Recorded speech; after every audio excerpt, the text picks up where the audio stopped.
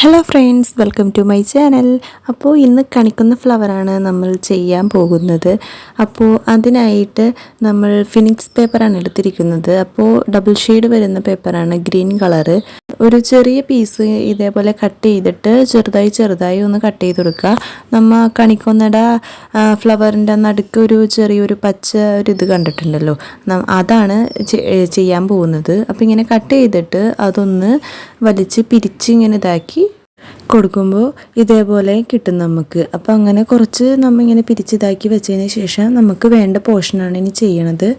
അപ്പോൾ ആദ്യം ഒരു ചെറിയ കമ്പി നമ്മൾ കട്ട് ചെയ്തെടുത്ത് അതിന് ശേഷം ആ പിരിച്ചു വെച്ച പേപ്പറാണ് ഈ കാണുന്നത്. അതൊരു ചെറിയ പോർഷൻ കട്ട് ചെയ്ത് നമുക്ക് ഗ്ലൂ കൊണ്ട് അത് ഒട്ടിച്ചെടുക്കണേന്.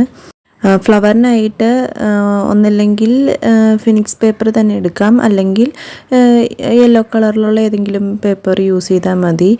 എൻ്റെ അടുത്ത് പേപ്പർ ഇല്ലാത്തത് കൊണ്ട് ഞാൻ ആദ്യം എതളിൻ്റെ ഷേപ്പിൽ കട്ട് ചെയ്തെടുത്തിട്ട് ഒന്ന് പെയിൻറ്റ് ചെയ്ത് എടുത്തതാണ്. നമ്മുടെ അടുത്ത് ഉള്ളതുപോലെ നമുക്ക് ചെയ്തെടുക്കാവുന്നതേ ഉള്ളൂ. അപ്പോൾ ഇതേപോലെ ഒരുപാട് ഫ്ലവേഴ്സിൻ്റെ ഇതളൊക്കെ ഇങ്ങനെ എടുത്തിട്ടുണ്ട്. അപ്പോൾ ആദ്യം ഈ കാണുന്നത് പോലെ നമുക്ക് ഫ്ലവേഴ്സ് ഒന്ന് ചെയ്ത് നോക്കാം. ബാക്കി പോർഷൻ അപ്പോൾ എങ്ങനെയാണ് നമുക്ക് ചെയ്യണമെന്ന് വീഡിയോയിൽ കാണാം.